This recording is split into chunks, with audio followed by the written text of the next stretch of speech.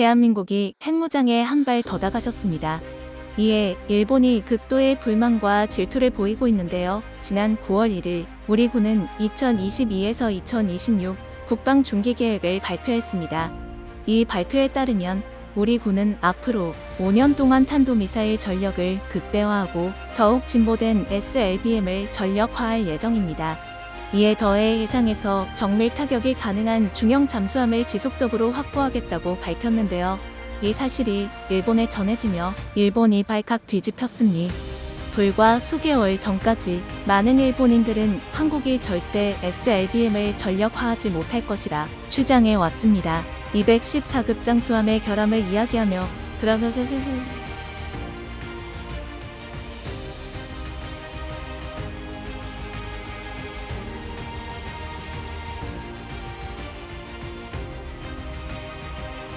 이대로라면 도산 만참호 배치 3을 원자력 잠수함으로 만드는 것도 마냥 꿈은 아니게 되는데요. 오늘은 한국의 잠수함 전력 강화에 대한 일본의 반응에 대해 알아보겠습니다. 유튜브 채널 무기의 황제TV 공 포스팅이 도움이 되셨다면 구독과 댓글, 관심 표현해주세요. 시청해주셔서 감사합니다. 세계 여러 나라들 뿐만 아니라 일본인들 역시 유튜브를 애용합니다.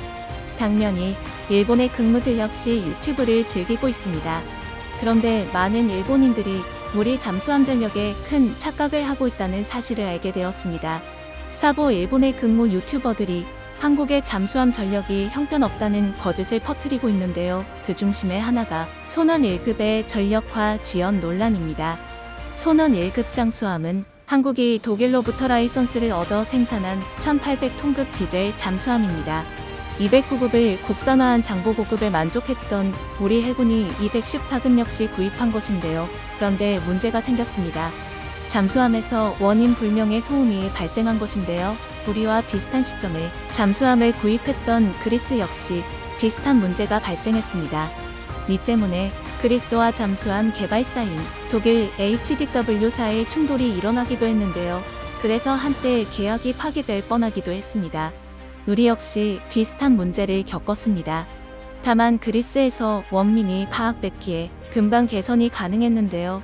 그럼에도 전력화 측면은 피할 수 없었습니다. 방산 비리가 발생했습니다. 기준에 미달하는 볼트를 사용해 잠수함을 조립해 소음이 기준치를 초과하는 일이 생긴 것입니다. 이후 밝혀진 언론 보도에 따르면 기준치보다 40dB이나 높은 소음이 발생했다고 하는데요. 이 정도면 사실상 군용으로 쓸 수 없는 수준입니다. 그리고 상황이 이렇게 되자 국내 언론들은 이를 문제시하며 우리 기업들의 잠수함 개발 역량이 떨어진다는 기사를 쏟아냈습니다. 방산 비리 덩어리 민 국산 잠수함 개발을 포기하고 외산 도입을 재추진해야 한다는 이야기까지 나왔는데요. 이로 인해 현장에서 근무하는 관계자들의 사기가 크게 떨어졌습니다. 하지만 우리 연구진은 포기하지 않았습니다. 무려 3년 동안 원민을 파악하기 위해 노력했는데요. 전면 해체 후 문제가 된 부분을 수리하고 다시 재조립해 그 과정에서 쌓인 노하우도 상당했는데요. 이 노하우가 있었기에 수중 배수량 3600톤급의 도산 만창호함을 독자 기술로 무사히 건조하는 것이 가능했습니다. 이제 대한민국은 영국, 프랑스, 러시아, 독일에 이은 세계 5번째 잠수함 수출국입니다. 하지만 일본의 근무 유튜버들은 이 사실을 인정하지 않았습니다. 1990년대가 지나서야 잠수함을 개발하기 시작한 한국의 잠수함이 정상일 리 없다며 수십 년간 기술을 축적한 일본 잠수함과는 감히 비교조차 할 수 없다고 주장하는데요. 그리고 이에 대한 근거로 이미 해결된 214급 문제를 물고 늘어집니다. 그런데 이게 일본 우익들에게 꽤 잘 먹혀들고 있습니다.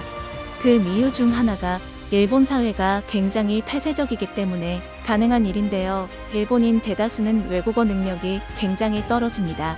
영어 실력이 떨어지는 것은 물론이고 다른 언어 역시 상당히 부실합니다.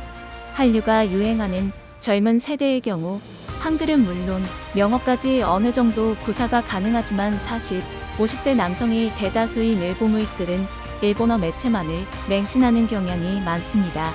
이 때문에 일본 우믹들 사이에 퍼져 있는 정보는 굉장히 편향적이고 오래된 자료들이 많습니다. 도산 만참호급의 전력화 소식에 대한 이들의 반응만 보더라도 이들이 얼마나 무지한지를 잘 말 수 있습니다. 일본의 한 극무 유튜브 채널에서 일본 우익들의 댓글 반응은 정말 어미 없을 정도인데요. 대체적으로 한국의 잠수함 개발 능력을 무시하는 경향이 강했습니다. 압도적인 잠수 성능, 더 오르지는 않지만 오랜만에 점검 명목으로 도크에 들어가 그대로 지상 배치된다에 백엔 건다. 한국산 잠수함이 정말 고성능 저비용으로 인도양에서 대중 억제력을 발휘할 수 있다면 중국이 외교 경제 등 전력을 다해 막았을 것이다. 그런 게 없다는 건 성능 역시 별 볼 일 없다는 거지라며 한국의 잠수함 제작 기술을 무시하거나 전반적으로 자국에 대한 과신이 강하면서 한국의 기술을 무시하는 경향이 강했습니다. 그러나 이들의 생각하는 것과 현실은 전혀 다른데요. 일본의 잠수함 전력은 확실히 강합니다. 도산 만차 5급과 비슷한 시기에 건조된 소류급 후기형의 경우 4,000톤을 상회하는 수중 대수량의 대형 디젤 잠수함이며 세계 최초로 순수하게 리튬이온 전지로만 기동하는 잠수함이 되었습니다. 작년에 진수해 내년까지 전력화가 예정되어 있는 타이게이급 일본 한민 타이게이의 경우에는 측면 대열 소나가 배치되는 최신형 잠수함입니다. 우리 도산 만창호 배치 2급에 비해도 부족함이 없습니다. 아무리 일본이 쇠락하고 있다지만 한국이 단번에 따라잡기에는 아직까지 일본에 남은 저력이 상당한 것은 사실입니다. 하지만 이를 바꿔 말하면 일본이 쇠락하고 있는 지금 뭔가 부족한 해법을 내놓지 못하면 결국 일본의 국방력은 쇠락할 수밖에 없다는 이야기와 같습니다. 지금 일본의 조선 기술은 점차 정체되고 있는 추세인데요. 올해 3월 수메즈 운하를 막아 논란이 됐던 에버기 보노나 모리셔스의 좌초한 와카시모호 일본 조선업의 쇠락을 보여주는 좋은 사례인데요. 보고가 같이 선박 경쟁에서 한국에 패한 일본이 급하게 만든 배들이 사고를 내고 있기 때문입니다. 일본의 주력 경쟁 사업이 조선 사업인데 이 조선 사업이 비정상인데 현재 일본 정부는 군함 제작과 잠수함 건조를 위해 그런 대그 규모가 정말 상상을 초월하는 금액입니다. 하지만 수출 실적이 전혀 없는 사업이다 보니 오로지 세금만으로만 산업을 유지하고 있습니다. 대형 잠수함의 경우 일본에서만 쓰이는 군용으로만 쓰이기 때문에 이런 문제는 더 심각합니다.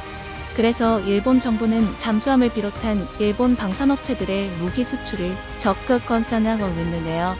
한국처럼 무기를 수출해 개발 비용을 확보하고 부품 단가를 낮추길 바라는 것입니다. 하지만 일본 기업들은 그럴 능력과 의지가 없어 보입니다. 대표적인 사례가 호주의 어택급 잠수함 도입 사업입니다.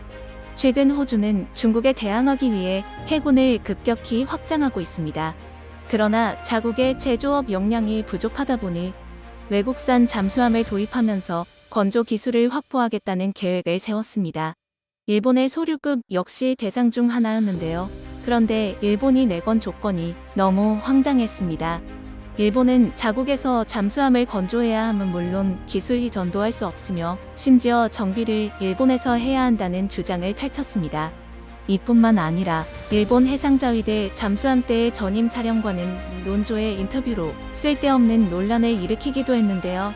인광군이 합심해 수출을 성사시켜도 모자랄 판에 회방을 놓아댔으니 결국 한때 단독 후보가 될 것이라는 이야기가 나왔던 2021년 9월 현재 일본의 잠수함 수출 실적은 영건으로 인도네시아에 잠수함을 수출한 한국에 크게 뒤지고 있습니다. 이렇게 되면 장기적으로 한국이 일본보다 더 많은 잠수함을 이에 더해 수출을 통해 얻은 재원을 재투자할 수 있으므로 잠수함 기술 격차 역시 역전할 수 있을 것입니다. 일본의 엘리트들 역시 미 사실을 잘 알고 있습니다. 더 정확히 말하면 일본은 미 문제를 해결할 능력을 이미 상실했습니다.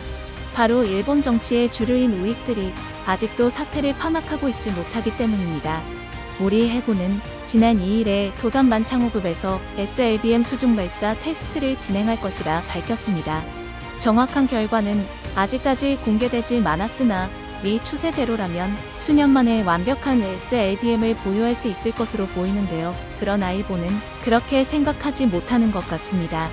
한국은 지금까지 제대로 잠수할 수 있는 잠수함을 운영해 본 적도 없는데 무슨 3,000톤 잠을 만드냐며 비아냥대고 있고, 게다가 인공위성도 못 쏘는 나라가 무슨 SLBM 발사관을 만드냐며 한국 기술을 폄하하고 있습니다. 감히 일본은 상상도 할 수 없었던 속도로 빠르게 발전하고 있습니다. 특히 최근에는 본격적으로 원자력 잠수함을 개발을 추진하려 하고 있는데요. 지난 8월 말 국회 청문회에서 핵 잠수함의 기본 연구가 마무리됐다는 것이 사실이냐는 이 질문에 대해 가문호 방위사업청장은 공개적으로 답변드리기 좀 곤란하다하며 눈웃음을 지어 보였습니다. 그래서 일각에서는 원자력 추진 잠수함 건조를 위한 연구가 어느 정도 진행되었음을 암묵적으로 밝힌 것이 아니냐는 이야기가 나오고 있는데요. 그런데 방사청장의 답변이 의미심장합니다.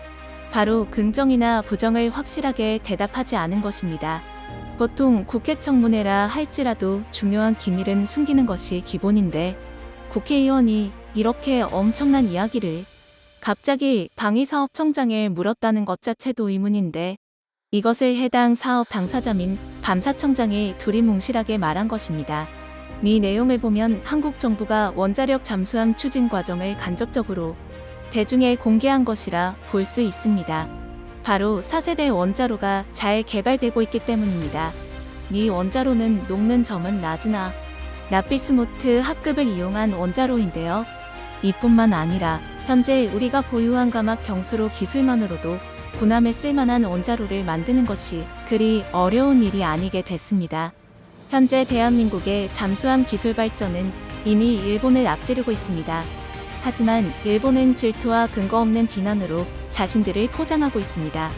여러분의 생각은 어떠신가요?